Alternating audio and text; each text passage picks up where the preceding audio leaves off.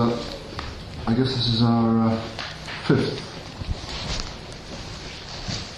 seminar in this series on journalism and public responsibility. Although we didn't meet last week, this is our second philosopher addressing us in a row, because 2 weeks ago we had Nora O'Neill, and this evening I'm pleased to welcome on your behalf David Oderberg, who is Professor of Philosophy at the University of Reading. And judging by his website, he tends to operate at the more metaphysical end of things, but occasionally he descends to applied ethics, which I guess is what we're doing this afternoon. He tells me that to date he hasn't published on ethics in journalism, so this is an early foray of his. But we're very glad to have you with us. And the title that he's chosen to speak to is Appearance and Reality, What Plato Can Teach the Media. So, over to you, David. Well, thank you very much, Nigel, and thanks to Nigel for inviting me to speak at this seminar series, this is in fact my first kind of official foray into journalistic ethics, so I'll ask you to bear with me. I'm aiming to speak for 40 minutes. If I find that I haven't actually timed this talk, but if I find I'm going a bit too slowly or something, I'm trusting to Nigel to speed me up or cut me off or something like that, so I'll rely on you for that. Can I just check before I start speaking, how many of you, because I'm just trying to get a sense of who I'm actually speaking to, how many of you are actually practicing journalists or work in the reporting side of the media at present? Quite a few of you. And how many of you have done so in the past but are taking time out to study or... Okay, good. I'm glad, because I'll be talking very much. There's going to be less kind of bit of philosophy, but mainly other stuff, as you'll see. So this isn't going to be too abstract at all. It's going to be fairly down to earth, perhaps too down to earth. So I'm looking forward to you questioning me hard at the end of this. I haven't tried this paper out on anyone, apart from my wife, who liked it. But then she's biased. She's biased and gave me some good suggestions. Okay, so yeah, the title is Appearance and Reality, What Plato Can Teach the Media, or what Plato Can Teach Journalists and the Media. So the first section is called Plato's Cave, with which some of you may be familiar. The most famous image in the history of philosophy comes to us from Plato. In his immortal work, The Republic, the philosopher asks us to imagine a group of people who've lived all their lives inside a cave. They're chained to the spot facing a blank wall, unable to turn their heads. Behind them, on a raised walkway, there burns a fire, in front of which pass men carrying all sorts of objects, vessels, figures of people and of animals made of various materials.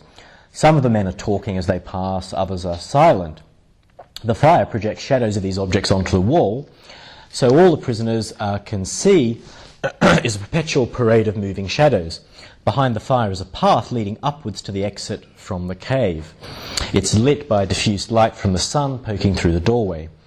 Now, if, says Plato, any of the prisoners are suddenly freed from their shackles, it will hurt them to turn their heads. They'll look at the fire and they'll be dazzled. If their liberator points to the objects being carried along the walkway, saying that they are the real objects casting the shadows, the newly freed men will not believe him. They will not know what they're looking at. If one of the freed men is dragged up the path to the exit, he will be confused and bewildered. Should he go into the world outside the cave, he will not at first know what he's looking at. It'll take a long time for his eyesight to adjust, until eventually he'll be able to look at objects in direct sunlight and then even at the sun itself, which will dazzle him, but in a different way. He will see the sun as the true giver of life and light to all things, and should he return to the cave, out of pity for his fellows still in chains there, the shadows he once thought were reality will appear as they truly are, namely mere projections of objects that themselves have little substance except as creations of men, illuminated by a poor substitute for the sun that has itself been fashioned by human hands. Moreover, were he to seek to liberate the remaining prisoners, hoping to point them to the reality outside the cave, they would think him insane and put him to death. The second section is called Truth. Such, thought Plato sorrowfully, was the price to be paid by anyone who sought to point his fellow men towards the truth. As the journalist and politician Clare Boothe Luce used to say, no good deed goes unpunished. How correct this is when applied to journalism, where it is generally safer to focus on the shadows than the light. Love of truth should be the standard for all journalists, and not mere truth, but the truth that matters. One might spend a career reporting the truth about objects that cast shadows, whilst ignoring the sun that is the source of all light. There is, as it were, truth and truth with a capital T, or better, truths in the plural and truth with a capital T. And to say that the role of the journalist is to report truths is as erroneous as to suggest that he should report about whatever people happen to be interested in. Well, Pontius Pilate scoffed the famous question, "What is truth?" and would not stay for an answer. No doubt many journalists think likewise, and with some justification. Now, as a lapsed member, sort of perhaps irrelevant autobiography here, as a lapsed member of the Chartered Institute of Journalists myself, having written many opinion pieces, as opposed to straight reportage for newspapers and magazines, I too have wondered whether, among all the rubble strewn through the pages and screens of the media, it is possible to get to the heart of how things are in the world. One of the reasons I stopped writing opinion pieces, although not as a sort of perpetual vow, but for a long time, one of the reasons I stopped writing opinion pieces was because I wondered whether it made one bit of difference whether I said this or that, when you could always find another journalist, sometimes on the same page, saying that or this. And given that only one page after my saying this or that, one could read a flesh creeper about how the world was going to end, followed by a sober reflection on how it wasn't really going to end, but that we all needed to remain vigilant. Amid the cacophony, one tends to wonder, who cares? It's not as though newspaper articles, for example, are page-ordered by priority in the search for truth. And you will not have any help from Google News in this regard, where you're as likely to find a story about Tiger Woods in the top left corner as one about the global financial crisis. Now, it's not just the media clatter which made me slow down in my efforts to provide the world with the benefits of yet another opinion, but the whimsy of people's reactions to what journalists tell them. There's one particular incident which caused me to pause, to reflect, and to put away my keyboard. Several years ago, I published an article in the San Francisco Chronicle in the wake of the research fraud by disgraced stem cell scientist Hwang Woo-suk of South Korea, and probably most of you would remember that infamous case from a few years back. I used the article to, I commented on scientific fraud. I used it as an opportunity to talk about scientific fraud in general and what could be done to remedy it. I also, in particular, criticised embryonic stem cell research and argued for a kind of what I called a separation of science and state, with the government needing to pull back from funding what has become, in my view, a secular priesthood. Now, that article was reproduced all over the net with comments, reactions, and follow-ups. It sort of surprised me. Not long after, I published another article in the very same newspaper detailing, as far as I know for the first time in the press, though not in the media, but in the press, the massive logistical enterprise undertaken by the US government of relocating tens of thousands of persecuted Meshket Turks from southwest Russia to the United States. Now, there was no apparent gain to the government in terms of foreign policy. It was simply a humanitarian gesture toward a people who were reviled by their neighbours and forsaken by the rest of the world. The State Department, from whom I obtained some background information for the story, were, it is fair to say, rather surprised, if not astonished, that anyone would publish an article praising something they'd done, with no sting in the tail, no backhanded criticism to round off the tail, L-E. Sorry about that terrible use of words there. So, there was no kind of ulterior motive. It's just I said, well, it struck me that this was a very good thing that the State Department, the US government had done, and so I wrote an article saying, oh, what a good thing the US government has done. Well, what was the reaction to the story? Nothing. Deafening silence compared to the previous one. It has not, to my knowledge, been reproduced anywhere on the net, nor has it attracted, as far as I'm concerned, a single comment. So I'm partly kind of ironically proud of that, actually, but the previous one article from a few weeks before that it went all over the place, sort of went not quite viral, but bacterial maybe. The second one didn't attract a single comment. Why? I just couldn't quite understand it. Well, all I could deduce was that, and I might be wrong, all I could deduce was that the stem cell story was hot news at the time. It was a kind of shock horror saga that forced a reaction, whether on my side or by the embattled defenders of stem cell research trying to make excuses. The Meshket Turk story, however, was deemed, I think, not newsworthy. And even if it was, its author had the temerity of praising the US government under George W. Bush to add insult to injury. Had I written a story attacking US government policy on this or that, the reaction would, I'm sure, have been significant. But to praise that government, well, who wants to hear about that? I say, that was my interpretation. Might be other interpretations. What this points to, in my view, is a complicity by the public in the indifferentism with which things are reported. Now, I say things rather than news because so much of what is reported is not news in any respectable sense of that term. I won't even begin to try to isolate cause and effect in this process. Does media indifferentism cause the public to have flighty, sparrow-like attitudes, or to have a flighty, sparrow-like attitude towards what is reported, where a celebrity facelift is no more or less interesting and important than a bank failure? Or does the indifferentism of the public, built up over decades of cultural and moral fragmentation, cause the media to pander to its skittishness? It's probably a little of both. But the way things are, it is marginally more likely that the media can change the public rather than the other way around. Another name for the frankly anarchic way in which things are reported derives from theological circles. I'm sure Nigel will appreciate this little bit of gratuitous terminology. And that is the term that came to mind to me was syncretism. Just as critics of syncretism in religion decry the idea that any religion is as good and true as any other, so syncretism in the media could be described as the attitude that any story, in inverted commas, is as good as any other. Not even the so-called respectable broadsheets or the UK state broadcaster are immune from syncretism, given that show business tittle-tattle is as likely to appear as the lead story as something genuinely worth reporting, or even worse, alongside it. This commingling of shadow and substance, of the solid and the vaporous, points back to the problem of truth. The problem is multifaceted, therefore it's facile to criticise the media, as many do, simply for confusing fact with fiction. This is only one aspect. There is also the aspect that involves reporting facts not worth knowing. Most facts, in my opinion, fall into this category, facts not worth knowing. There is the closely related issue, not of reporting facts not worth knowing, pure and simple, though they're not, but of reporting them as though they were facts worth knowing. Sort of philosopher's distinction there. Again, I'm getting there's a bit of philosophical logic chopping. Again, there is the non-reporting of facts worth knowing, and the related sins of omission that make one wonder whether the expression "to cover the news" was the quite deliberate invention of a wittily subversive journalist, to which one can conjoin the double transgression of omission and commission combined in the suppression of facts worth knowing. That there is a problem of truth for the media does not mean that truth is a problem for the media.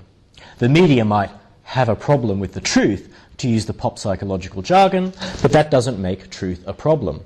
On the contrary, the only problem truth presents is that of how to love it enough. Truth is there to be loved. It is wholly and unconditionally lovable. It has no spot or wrinkle.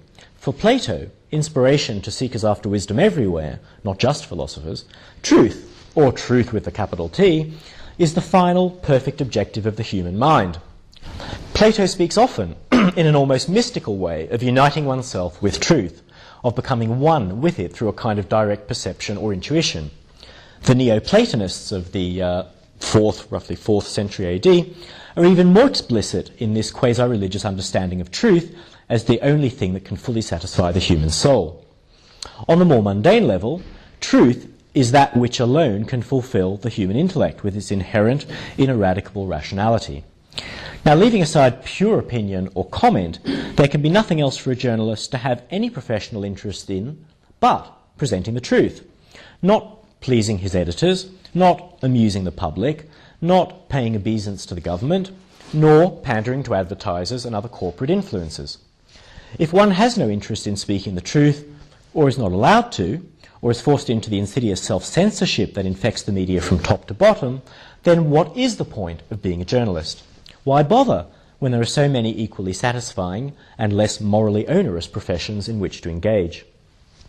The next section is entitled "The Demise of the Mainstream Media." Many in the mainstream media, and now when I use the term media from now on, I'm going to mean, unless I say otherwise, mainstream media. Otherwise I'll talk about the alternative media. And this is a distinction some of you might question in itself. I think it is a viable distinction, but maybe we can talk about that in discussion.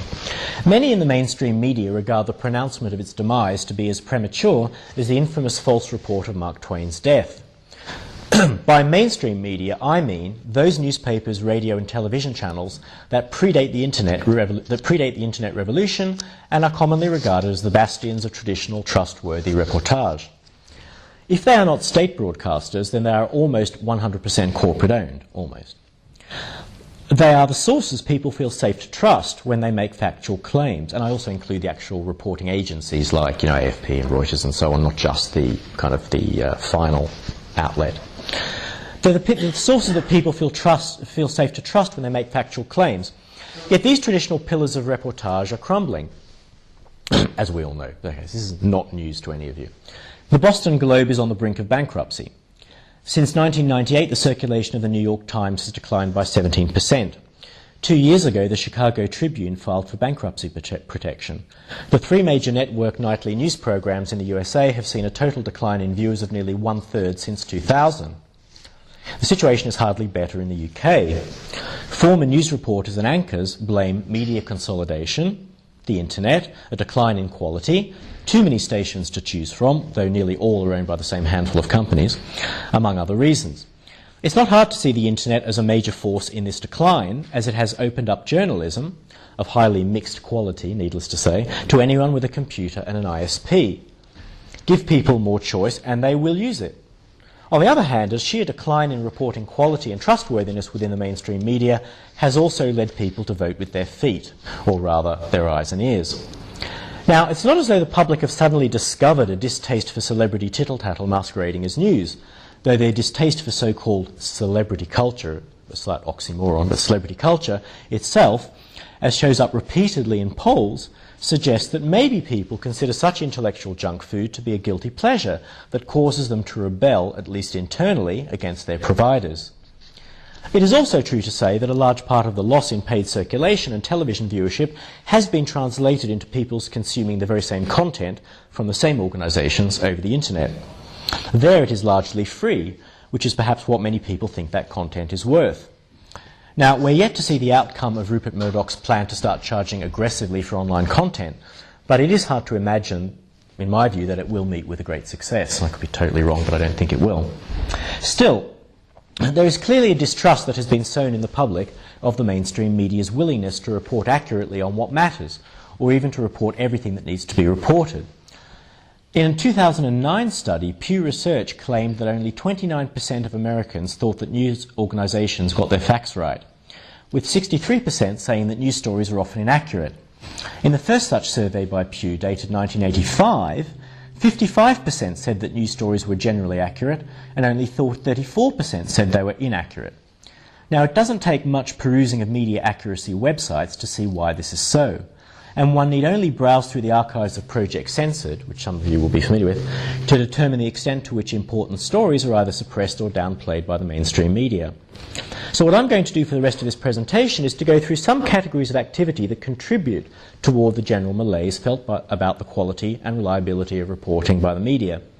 All of them, in one way or another, offend against that platonic love of truth which should animate the soul of any self-respecting journalist with a modicum of pride in what he does for a living.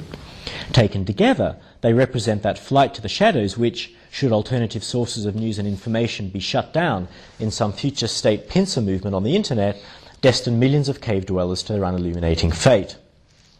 The next section is entitled Non-News, the Reporting of Mere Mental States. I'll say nothing more about those non-stories that titillate the public and serve to drag our social and private morality ever lower, whether they concern man-biting dog, celebrity Botox, adultery at the 19th hole, or punch-ups at the Christmas pantomime. The present category concerns something far more insidious, what I call the reporting of mental states rather than public actions and events. Now, sometimes it's important to report someone's mental states. For instance, that the Prime Minister intends to call an election in June, or that the President has decided to increase troops in Afghanistan. But in the vast majority of cases, the reporting of mere mental states is intrinsically not newsworthy. A simple test reveals the sheer quantity of those non-news items in the media. I take as an example, with no bias intended and in no special order, some stories from mainstream media outlets on Google News as of the 20th of February 2010. 1. Detectives think that a bailed crime suspect fled abroad, The Times. 2. Police fear the increase in children taking driving lessons, BBC News. 3. There are fears of a double-dip recession in the UK following a sharp fall in retail sales, The Times. Number 4. The town Toyota built hopes US fightback can jumpstart economy, The Independent. 5. Elton John thinks Jesus was gay, The New York magazine. A renowned theologian, so I wouldn't necessarily downplay that opinion. I think it deserves consideration.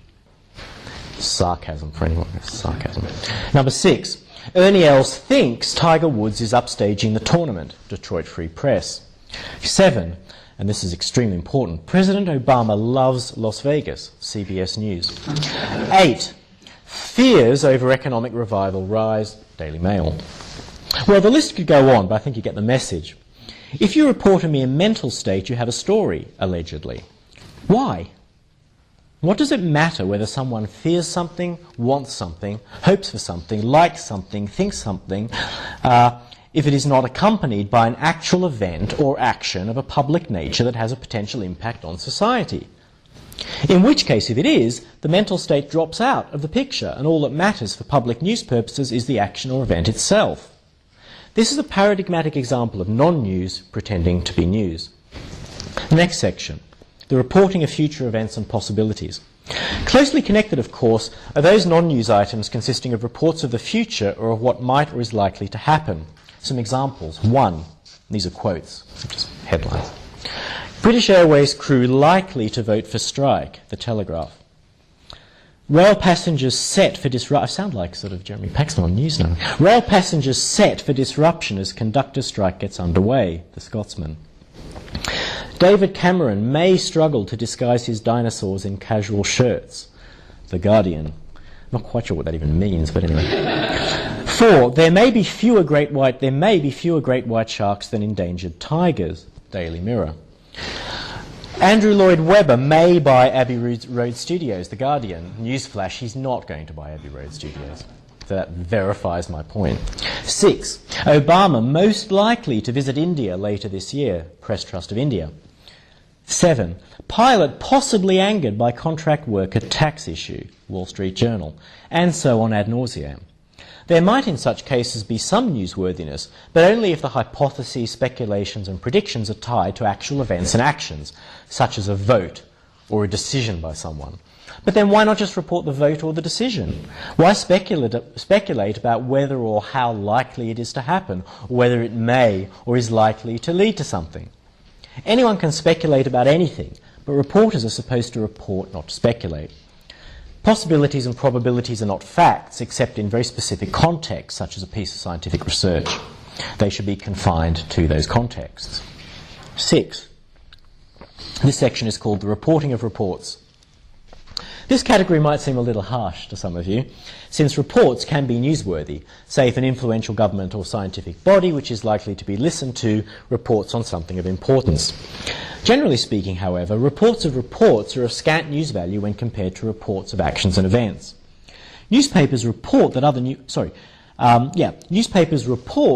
newspapers have reported something, so they don't appear to have missed the story. Radio and television report newspaper reports because they get many of their stories by scanning that morning's newspapers. Further, the media cannot resist reporting every report on just about every subject, with no sense of discrimination as to which report is important, which bodies issuing their reports have the most credibility, which ones have track records of having their conclusions and recommendations implemented by anyone, and so on. All of this simply adds to the cacophony and indifferentism that leads the public to think that every report is as worthwhile as every other, that each one will be acted upon somewhere, sometime. If a report from some think tank, for example, states that children's obesity must be tackled urgently, and if the body is described, as it usually is, as influential, then the natural conclusion is that it will be listened to by the government and the problem will be solved, which, as we all know, it rarely ever is, any more than the endless stream of reports on crime, drugs, social disorder, poverty, declining educational standards, teenage promiscuity, and so on ad infinitum. One can imagine Plato decrying reports of reports as the worst form of imitation, a turning away from reality and into the world of insubstantial fleeting apparitions. The next section is entitled Withholding Important Information. Now, it might be thought that the media never consciously omits to report anything of importance. This is hard to square with reality, however. I'll start with one of the most egregious, if not the worst, such case, and this section is here after some deliberation. I might, in the next minute or so, regret having included this section, but I'm going to include it anyway and see what happens. Okay. Every year, the Bilderberg Group meets in some luxury hotel somewhere around the world. Ask the person on the street who the Bilderberg Group is and they probably won't have a clue. They are more likely to, however, especially in continental Europe and the USA, than they would have been a couple of decades ago, almost exclusively thanks to the intrepid reporting of journalists well outside the mainstream, such as Jim Tucker and Daniel Estulin and the alternative broadcaster and filmmaker Alex Jones. I wonder how many of you in this room have ever reported on the Bilderberg Group? Hands up if you've ever reported on the Bilderberg Group. Hands up if you've ever heard of the Bilderberg Group. Okay, interesting. Formed in 1954, it is an annual meeting of over 100 of the world's the elite's elite of the world. Politicians, including current and former heads of state, prime ministers, presidents, all the way down to up-and-coming leaders whose potential has been recognised by the organisers, such as Tony Blair in 1993. Heads of multinationals, economists, scientists and other academics, aristocracy, professionals at the top of their fields, chiefs and senior editors of the largest media conglomerates and the richest people on the planet. They meet for several days under Chatham House rules, as well as the tightest security imaginable, to discuss the problems of the world and how to solve them. There are no official proceedings or reports of what is discussed, only occasional brief communiques and press releases which serve more to tantalise than to satisfy the understandable curiosity of the outside world. Compare this to, for example, the World Economic Forum in Davos, or the various G meetings, G8, G20, G7, which are reported on in depth by the mainstream media. Why the secrecy over Bilderberg? Attenders do occasionally admit to attending or make one or two comments about it in interviews, but they never talk about what was discussed, whether any decisions were taken, resolutions made, and the like. As to coverage outside the alternative media, consider the following. The 2009 meeting was held in Athens from the 14th to the 16th of May.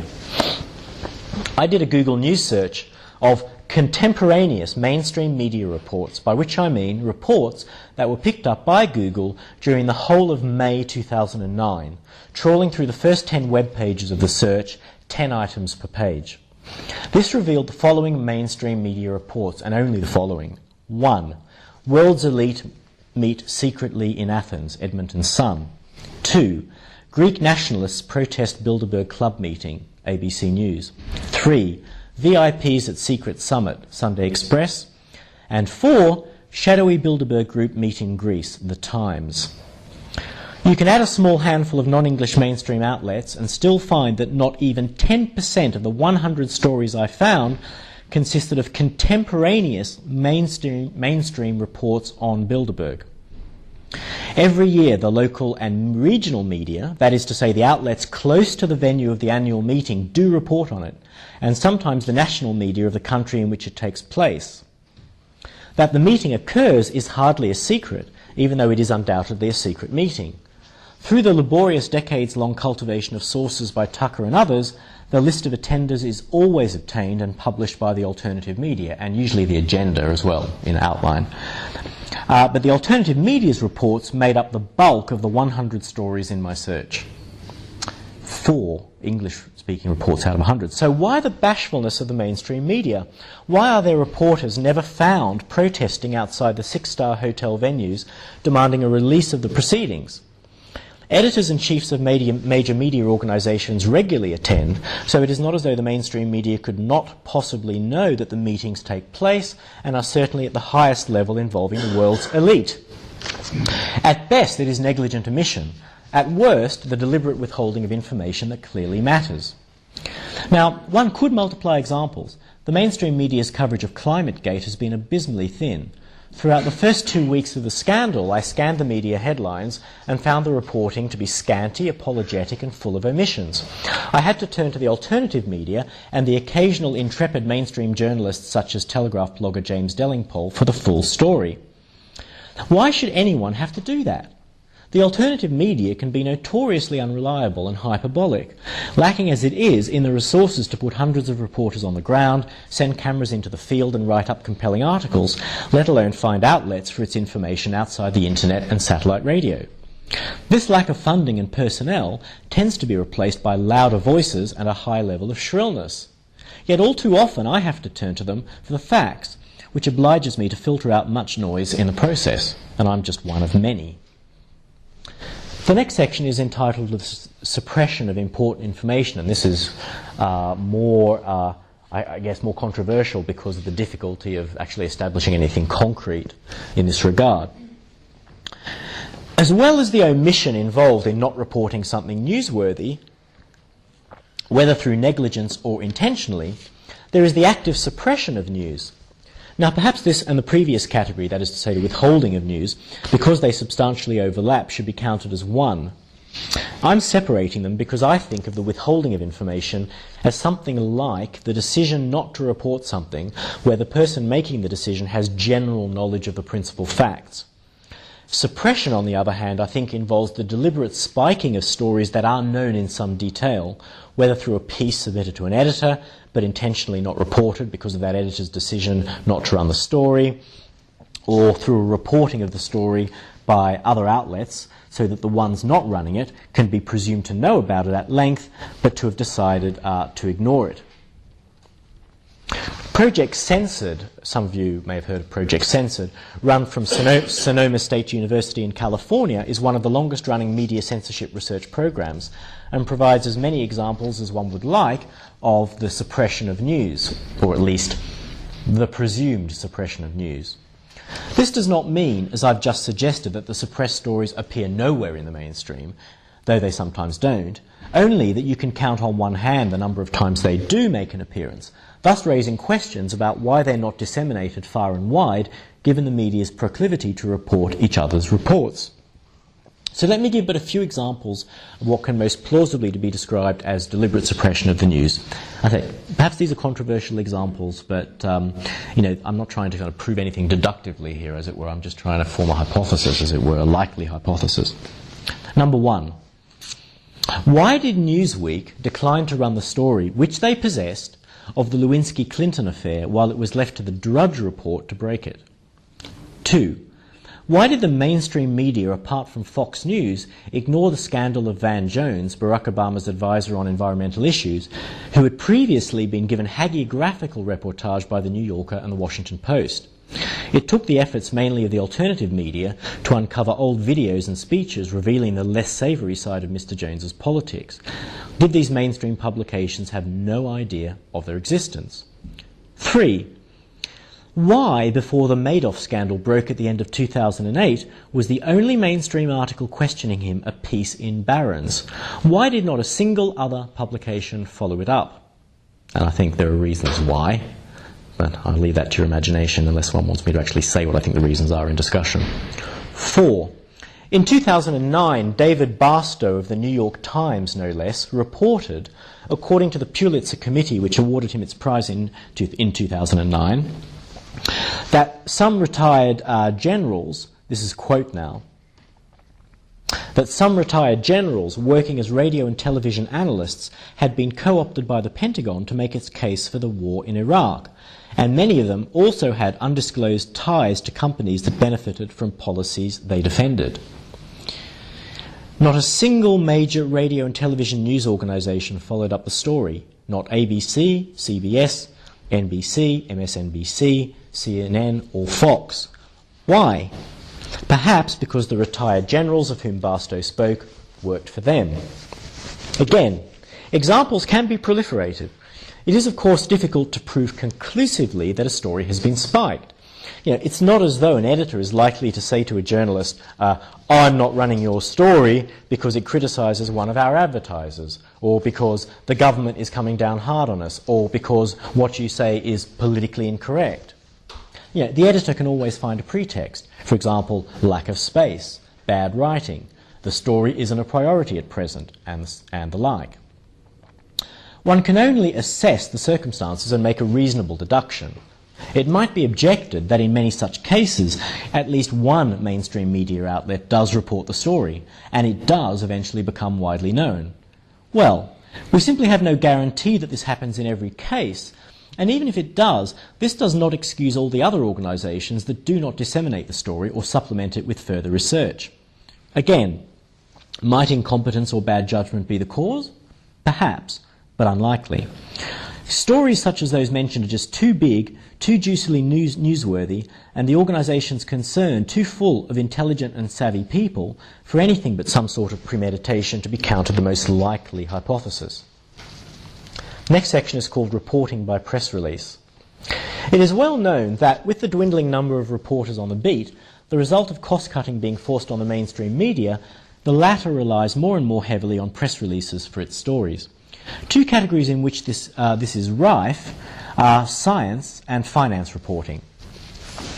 Ben Goldacre has tirelessly tracked how corporate-sponsored releases by scientists, or worse, scientist-sponsored releases by corporations, exaggerate the conclusions of published scientific experiments, make much of trivial results not worth a second's attention, and mix fact with advertising to push some product or service.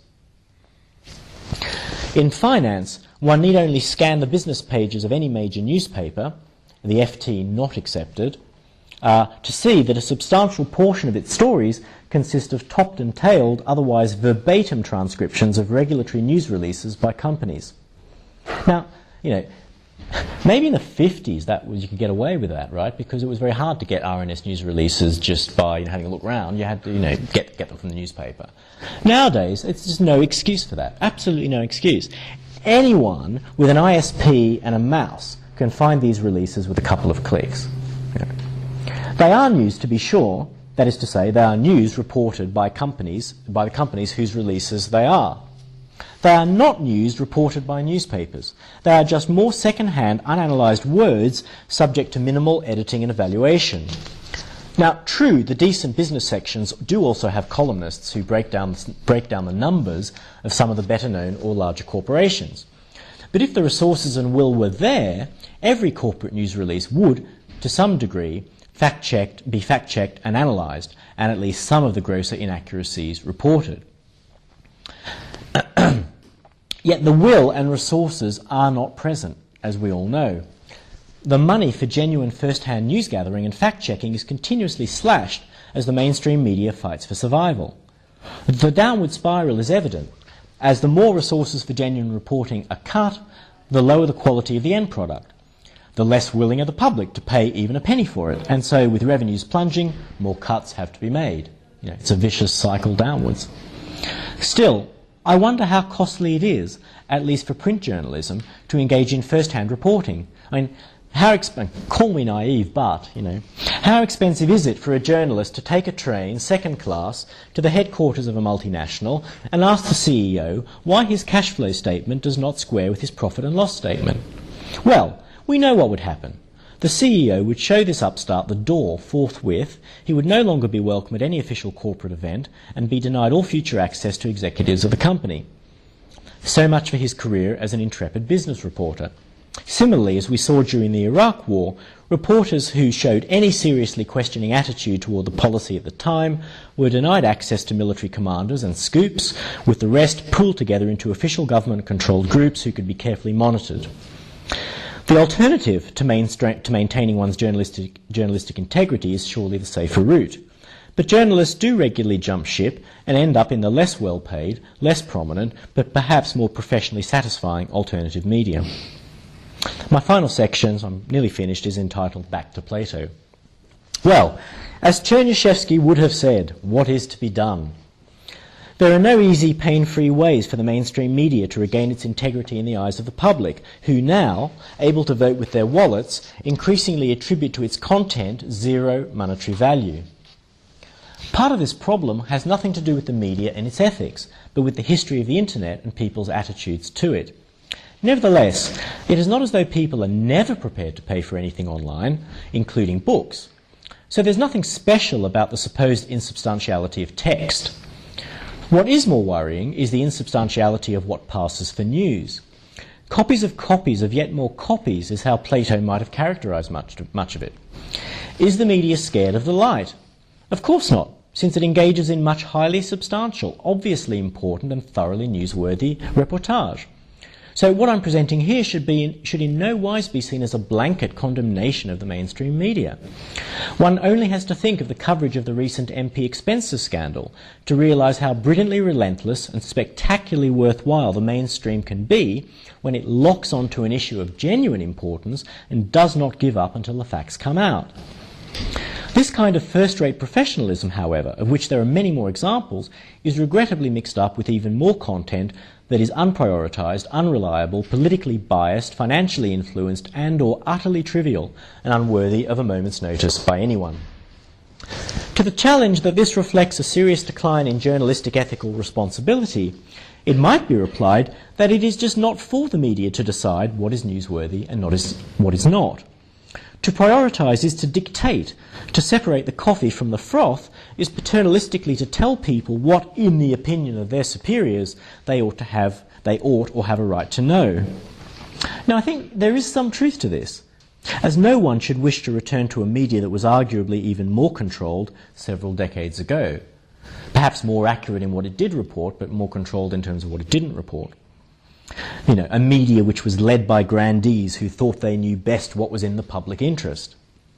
What would help, on the other hand, I think, is the deconstruction of the handful of megacorporations into whose hands so much of the media is concentrated. Antitrust and anti-monopoly laws pertaining to the media are tame when compared, say, to retailers and banks.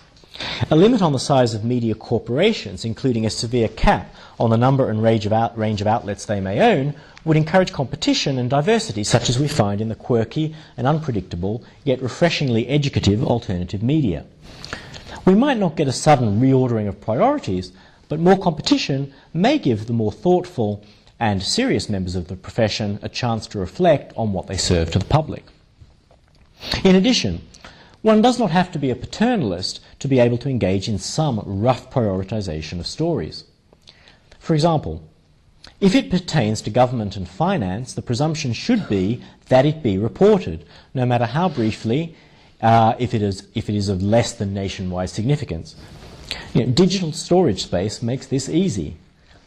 If it pertains to celebrity, sport and show business, then the presumption, horrible to say, should be that it not be reported unless capable of being so done by the skeleton of willing journalists left to do it, the rest having been dragooned into serious news gathering.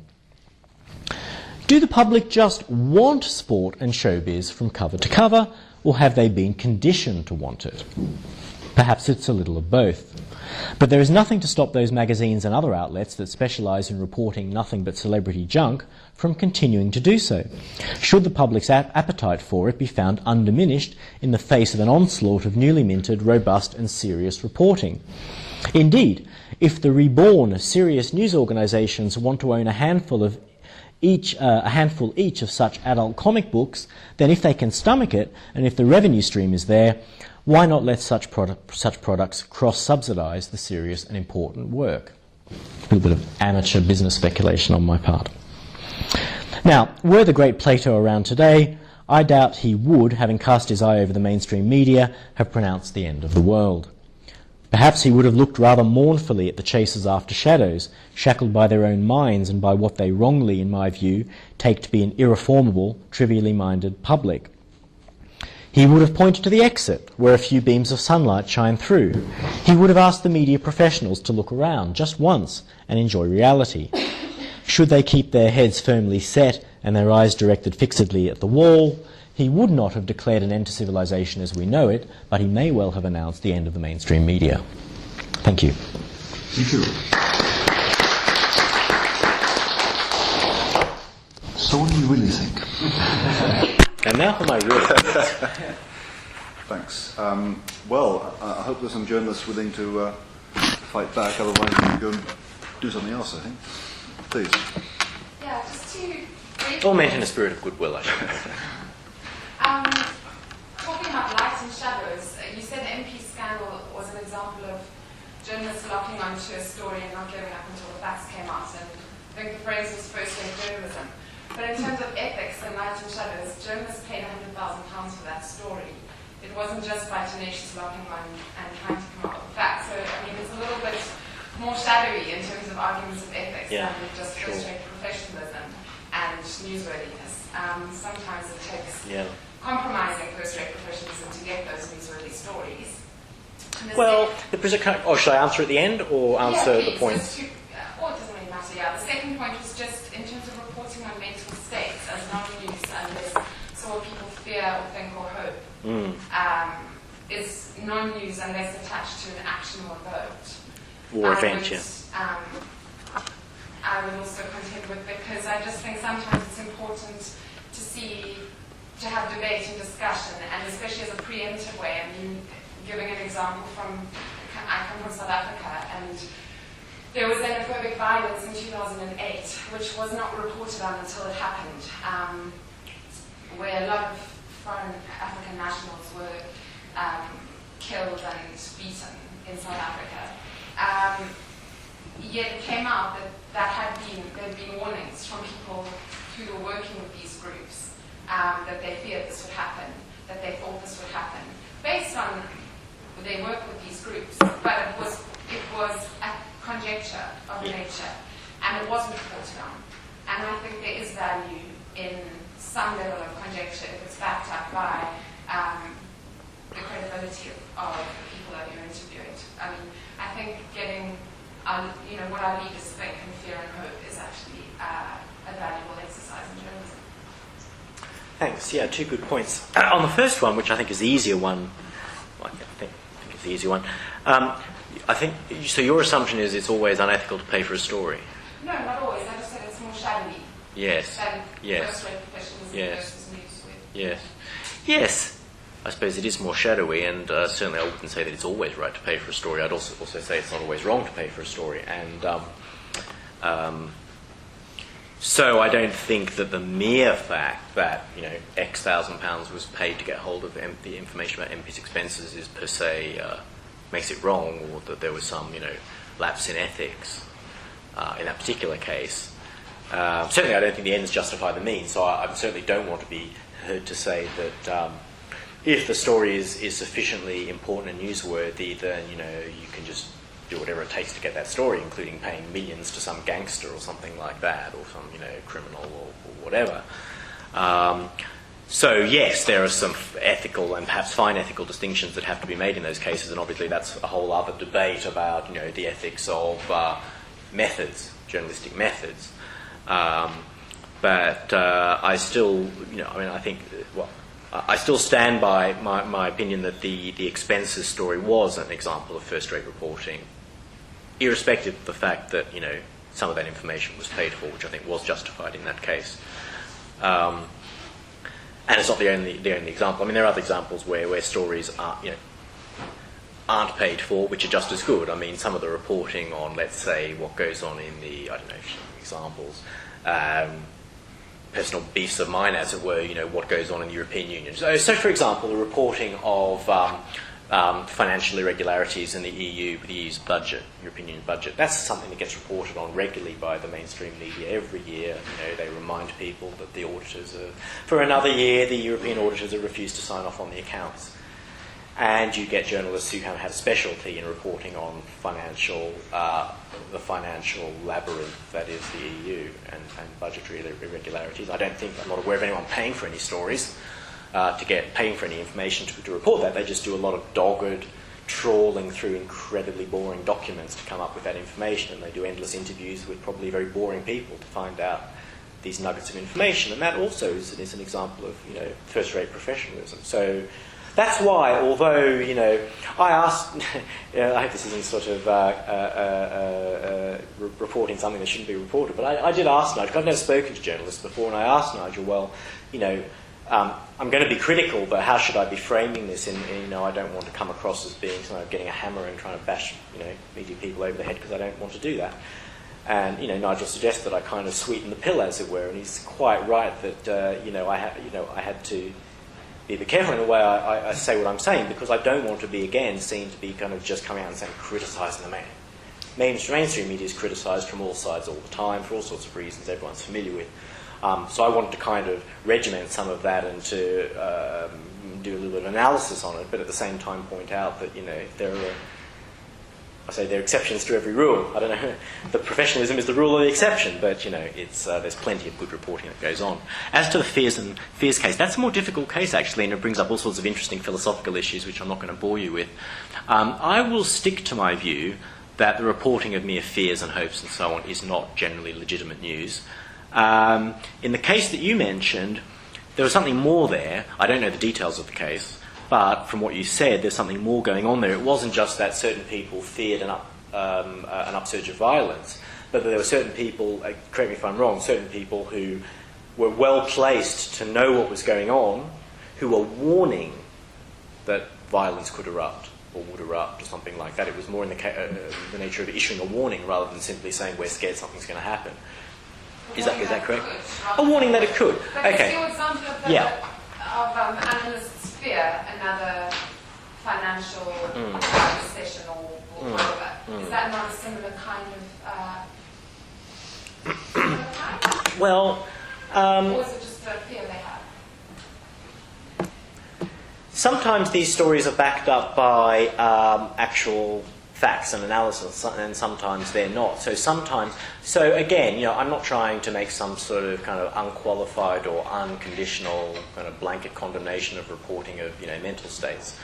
I'm saying they're generally not newsworthy. So that if an analyst, there are sorts of stories where an expert is interviewed about, and he'll just say, I'm worried about, or there'll be a quote, as so-and-so of some fund management firm said last week, I fear a double-dip recession. That sort of thing comes up all the time, and it's just a waste of space, in my opinion.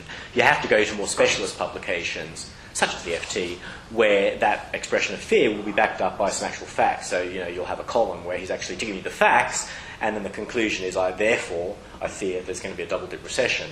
So in that case, I think what's more important is not whether he fears anything, but simply giving the facts and a professional opinion. And to say, I fear something is going to happen, is not really a professional opinion. A professional opinion is,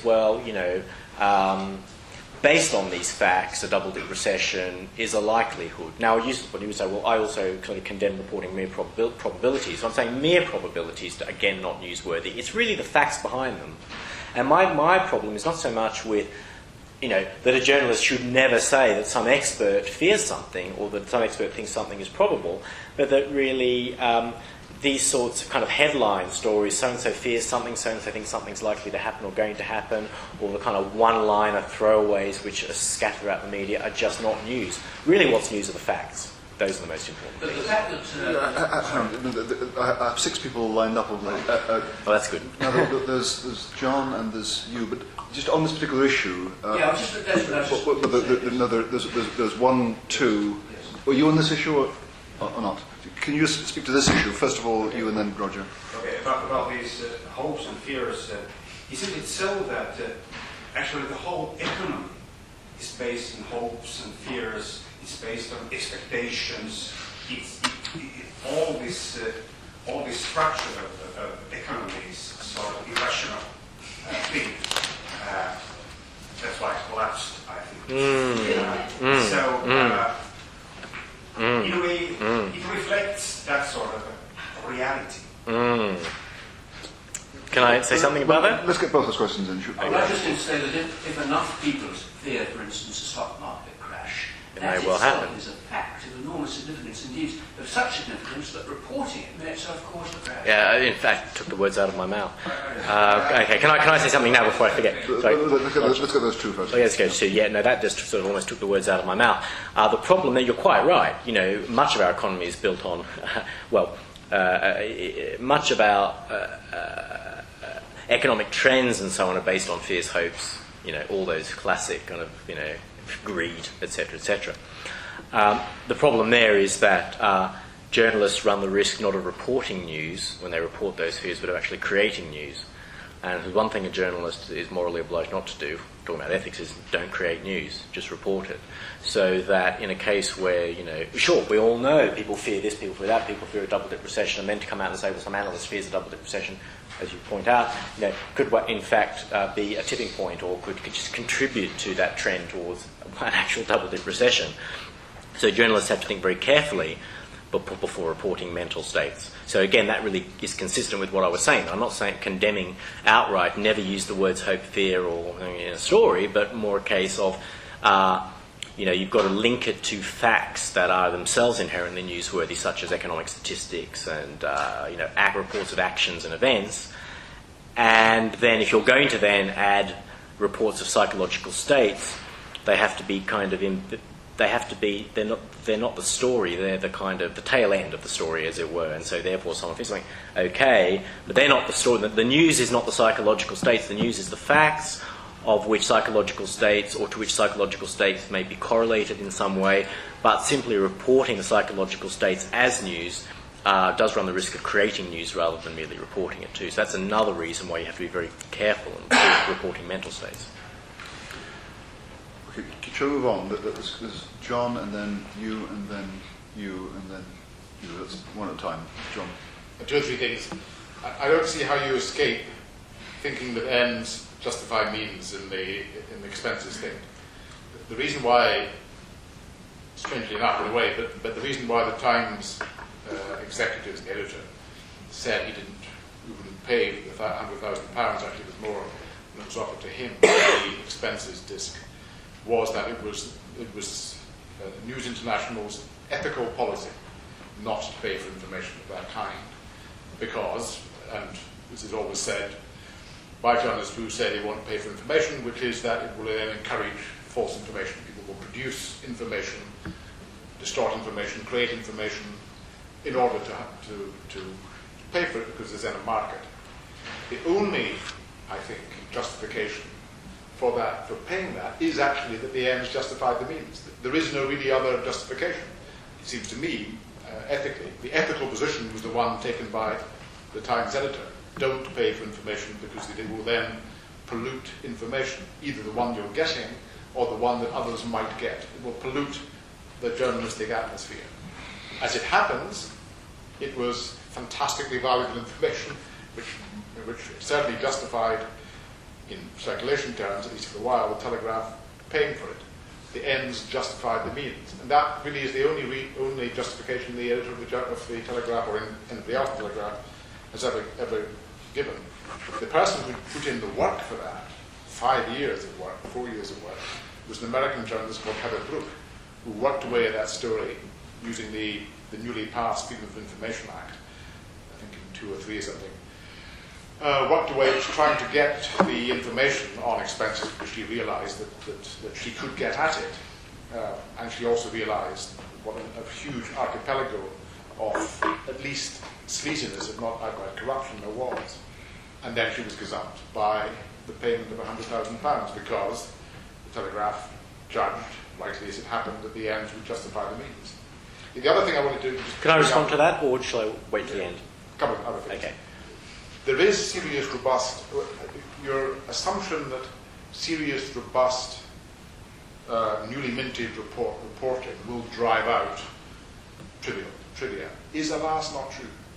There is a lot of serious, robust, newly minted reporting in my paper, the Financial Times, in the BBC, in the New York Times, in a new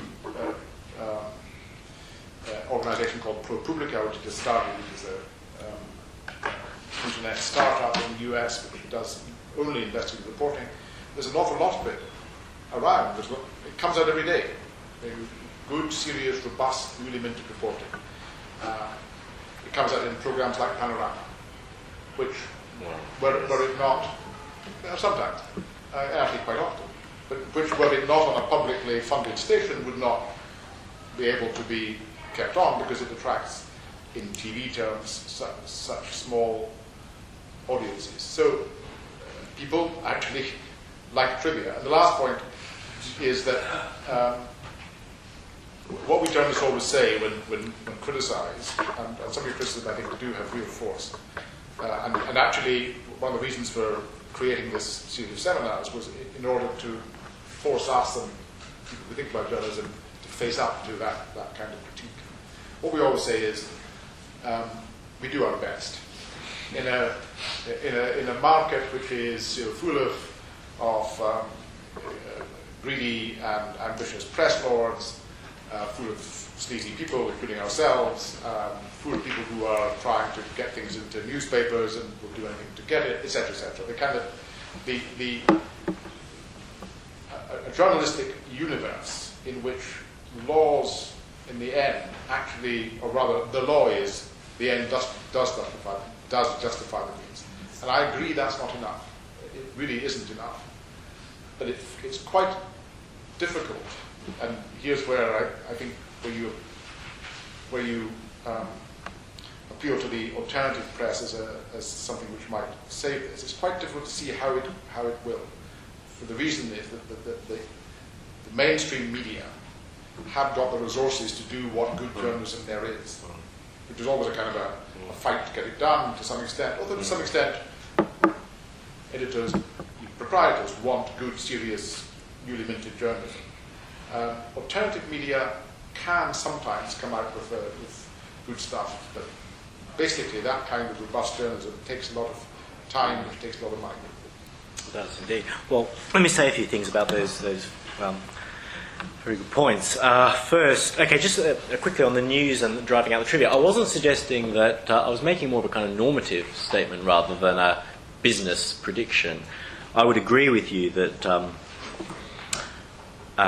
simply reporting serious news is not going to drive out or may not drive out the trivia. One can't be certain that it would drive out the trivia, and perhaps you're right, but it just wouldn't. I was making more of a normative claim that when it comes, this is about ethics rather than about business. So this is,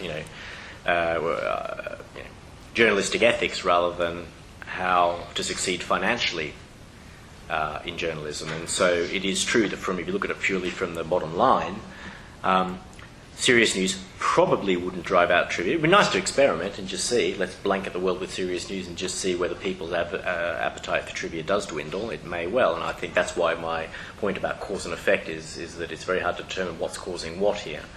However, my point was the normative one that I think the mainstream media should just make a decision to start reporting more news. There should be more robust and important news gathering for ethical reasons, and that if it turns out that that doesn't mesh with the bottom line, then I was kind of a bit sheepishly making the business suggestion that could always be cross-subsidised by a nice diet of celebrity Botox magazines owned by the same organisations, and it could be cross-subsidised, and it probably is to a certain extent already, but it could even more so.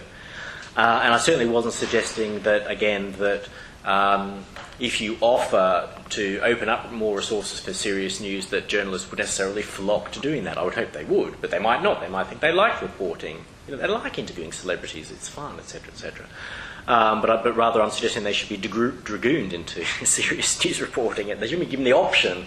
You can, interview George Clooney, or you can report on the financial crisis, which you're reporting on the financial crisis. Tough luck. But that's all very ideal. I'm a philosopher. My business is ideal, so I'm not suggesting from home this is likely to happen tomorrow.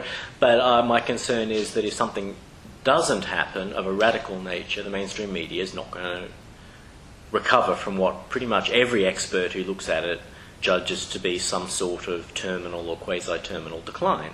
Something has to happen. So that's my kind of normative claim. Now, as to the business of the ends justify the means, well, the ends justifies the means is a general thing.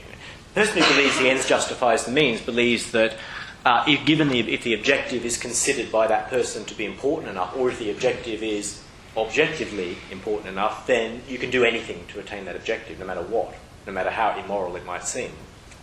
That is not an ethic to which I subscribe. I don't believe that's remotely true, that you can just do anything, no matter how laudable the objective is. So I don't subscribe to the ends justify the means. And my point about paying for news was that I don't think, at least I haven't seen a good argument to the effect that that paying for news in all circumstances violates the principle that the ends don't justify the means. That, in other words, paying for news is always and everywhere immoral. Now, you offered a reason as to why it might be immoral.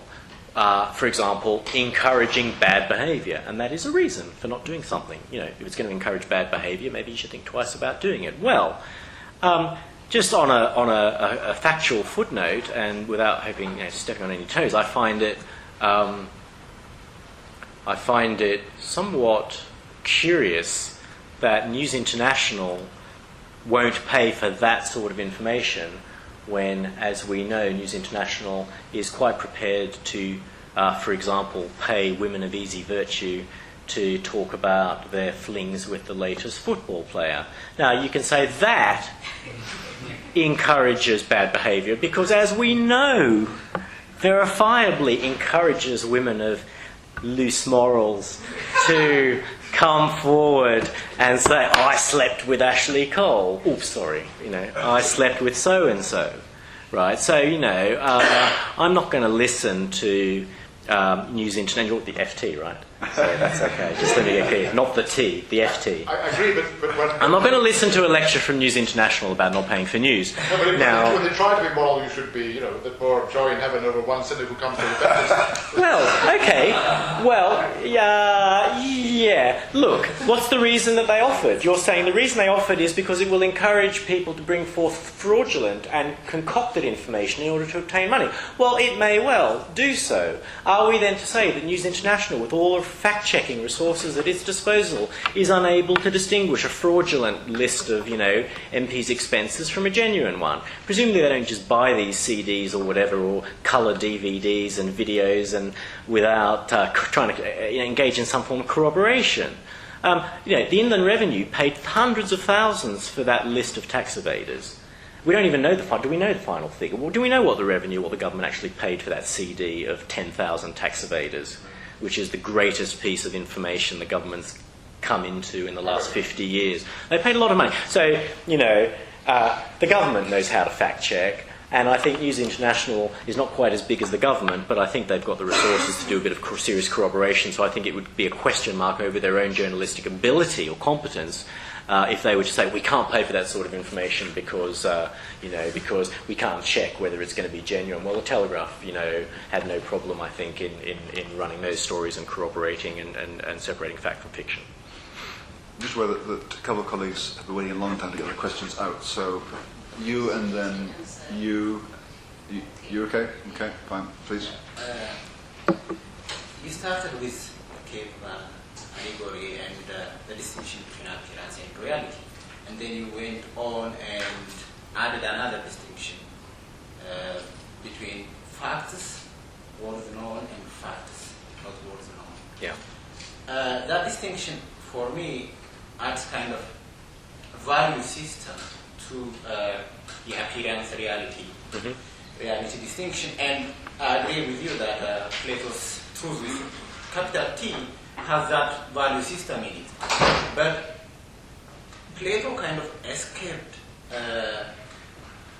the conundrum that he might be in by suggesting that suggesting the whole theory of philosopher kings, and then lambasting the conception of democracy and so on. True. So, if we accept that it adds a value system on the appearance reality distinction, then is it possible in democratic society, without criticizing democracy as a system, to go on and distinguish facts, words known, and facts, not words known? That is my first question. Related to this question, I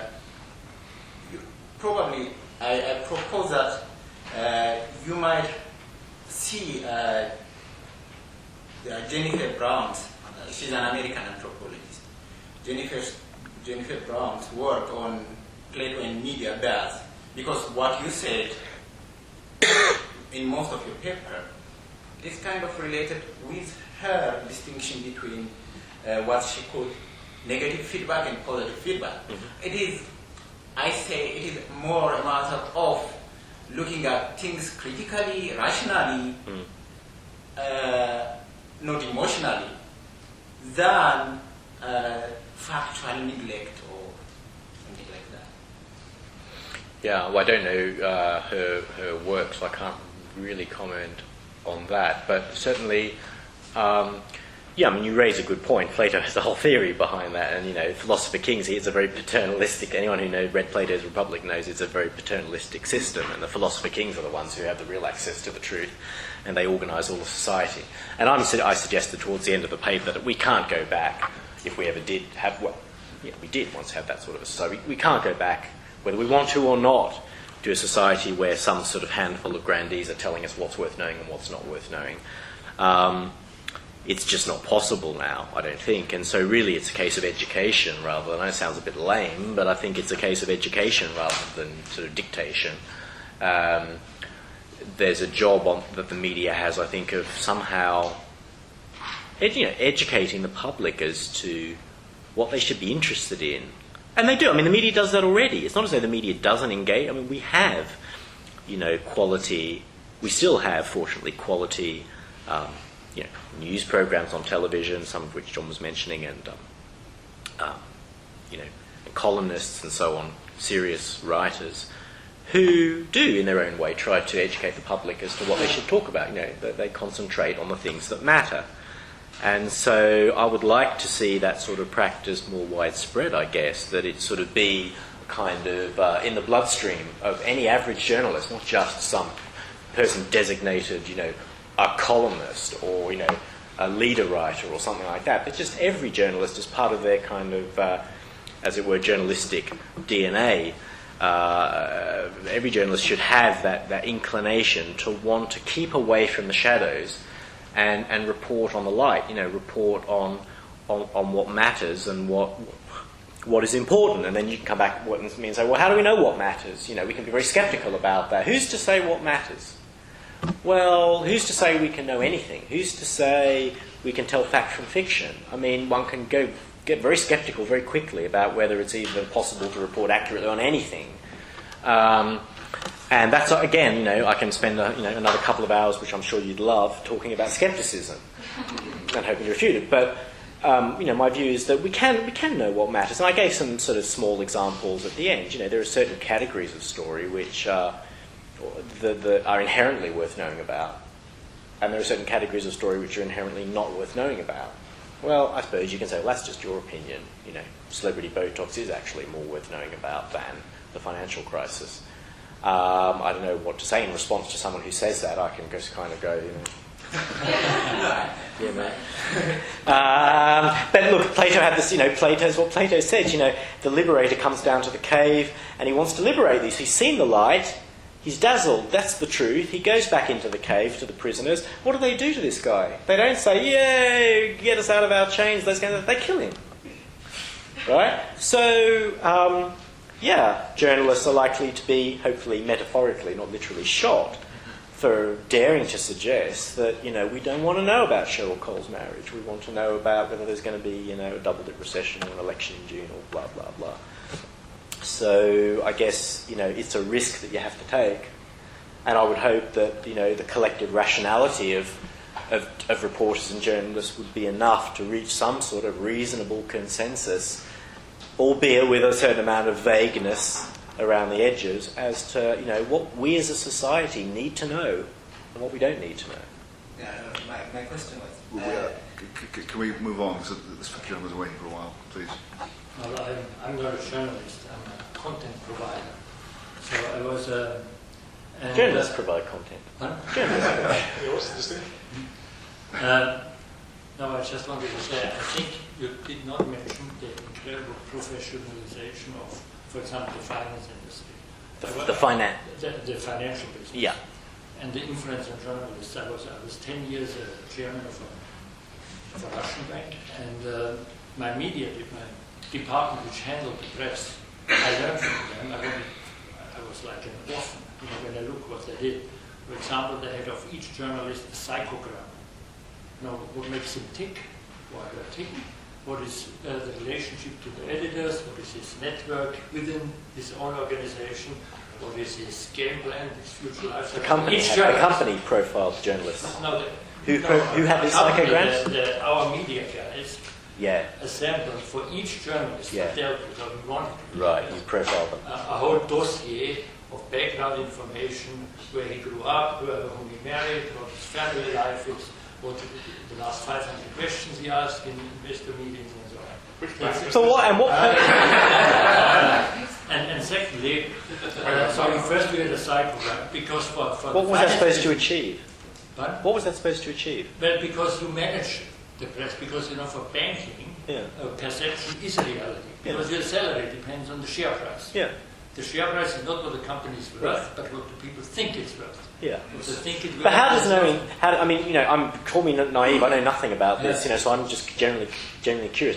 How does knowing that the journalist is married with 2 kids and has a country house and likes football going to affect? How is that going to enable the PR people within that company to manipulate For example, it? if he has a divorce and he has to pay half of his assets go to his wife Yeah. and his money.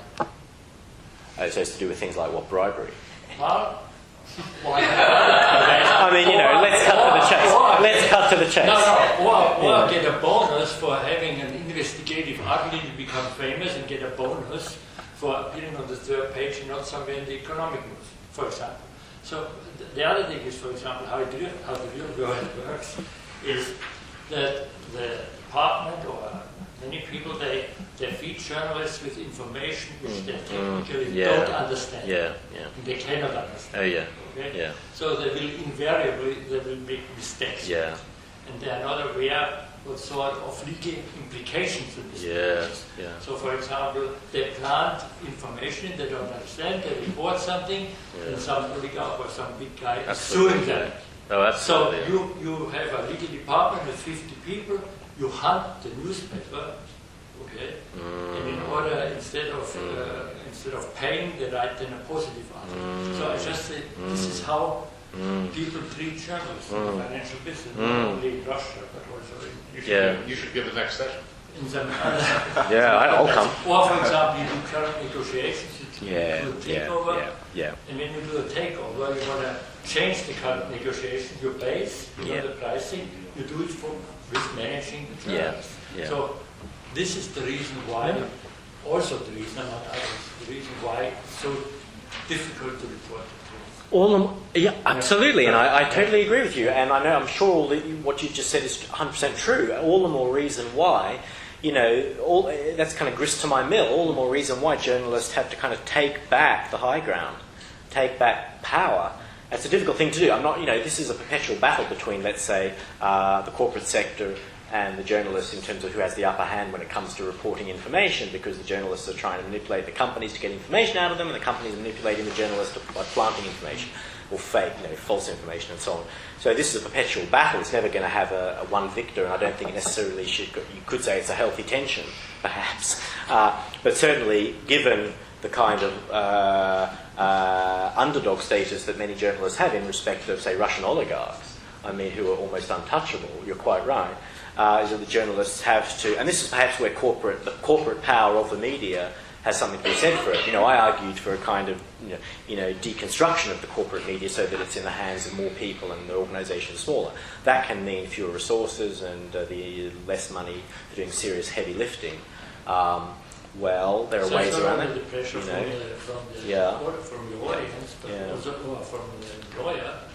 It's, I think, the biggest pressure for the perception of Well, look, I think it's a question, as far as the big corporate media is concerned, which is most of the mainstream media, if they can prove their mettle, a big organisation, media organisation, I'm not going to start naming names, but if a big media organisation can, let's say, prove its mettle by taking on, one of these, let's say, for example, Russian oligarchs, to really find out the finances behind and how they acquired their assets, then that could be a justification, that would be a justification in my mind, some justification in my mind for having that size of media organisation, if it's got the resources and is willing to deploy them to take on the really big people. But where there's not much evidence of that happening so far. Happening So now. therefore, The Economist is doing it. on whom? Against is it Timoshenko? I've forgotten the name. It's one of the biggest, I think it is Timoshenko. The biggest Russian oligarch tried to sue The Economist. What, Deripaska? Well, there No, not Deripaska. Deripaska did as well, but this guy is even bigger. Anyway, The Economist is taking him on. It will be the mother and father of all libel suits. Yeah. So Deripaska is a real professional there. But for example, the media don't report about Timoshenko having 5 billion in Switzerland. It's not Yeah. 4 or 5 billion. I hope The Economist wins. We've got about 5 minutes left, and I'm determined to ask 2 questions. And then there's some more coming too. But no, we've got 5 minutes left. Very briefly, first of all, you implied, I think, that public scepticism about the veracity of the content of media might be responsible for a decline in consumption. I mean, that's possible. Yes. The question is there any hard evidence to suppose that's the cause, or that is a cause of decline in consumption? Because if there is, then that would be good, because then the market would provide a kind of moral discipline. Because if people are not reading the stuff because it's not truthful, then that's an incentive for media to shave it all up. I have to say, I haven't sort of researched into causes and effects. I don't even know if there are many such studies. I suppose one would have to go and look at Pew Research perhaps to see, because the study that I looked at, it was really a question, just questioning people's attitudes toward the veracity of the media, and then I suppose you kind of draw a likely conclusion. Well, perhaps one of the reasons they don't consume as much mainstream media is because they don't trust it. But that's very much just a hypothesis. Right. Yeah, one would have to have a very specialised study which actually asked people, is your lack of trust in the media the reason why you spend more time on the alternative media than you did 5 years ago? That's a very specialist study you'd have to undertake, Sure. and I think a lot of people probably wouldn't even know. They couldn't even tell you. People don't consciously articulate to themselves. I mean, for example, I look at the alternative media as much or more than I look at the mainstream media, but I don't articulate to myself the reasons why. I kind of just gravitate towards those content providers that seem to me to be trustworthy and providing information of the kind that I think I ought to know about. Now you're suggesting, well, if we could prove that was a cause, then the market is going to be self-correcting there, and it's going to encourage them to be more trustworthy. Yeah. Well, But I guess because in the course of the series, we've been looking for, perhaps. in part, for what would be the incentives for media organisations to maintain their standards. What's the incentive? And that would be one. I would certainly like to think, without having any facts at my disposal to quote, I would like to think that if it was a causal factor, and I would imagine, subject to kind of definitive research, that it would have to be a factor, then I would like to think there would be a market force at work that would be an incentive. The last thing we want is governments, as it were, introducing these endless kind of, I could just imagine a government waking up one morning and deciding we're going to have a media charter or something like that, 10 principles for media accuracy or something, and paste it all in W.H. Smith stores or something. That's the last thing I think we need, because these charters usually amount to nothing. I guess we're kind of, devotee of a relatively free market. I would like to think there were some economic factors that would work. I guess there's probably not enough information available, and we don't know, but it's something I'd be interested to follow up, actually. Okay.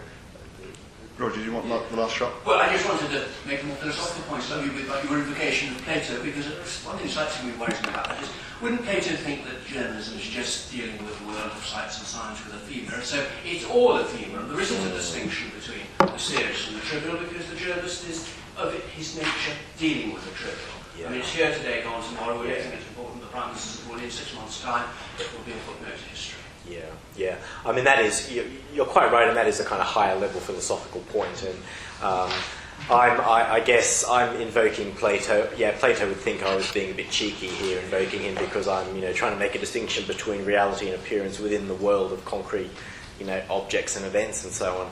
But, you know, if you want to really be seriously Platonic, as it were, or kind of authentically Platonic and take it to a higher level, then yes, you know, in the long run we're all dead and, you know, who cares? But, you know, in which case newspapers should report only on religion. But, well, you see, it isn't just a philosophical point, because I wonder if there isn't a certain contempt for journalism because a lot of people feel they're just dealing with the fleeting and the ephemeral, not just in the Platonic sense, but even in the everyday sense that they're dealing with something that seems important, but actually in a month's time it isn't. I think maybe there's kind of anecdotal evidence in the sense. I think that's the sort of attitude that people, the reflective attitude that I suppose everyone has every so often, but that I don't think guides the lives of most people. I suppose that would be reflected not so much in a turning to the alternative media, but in a simple refusal to consult the media at all on anything.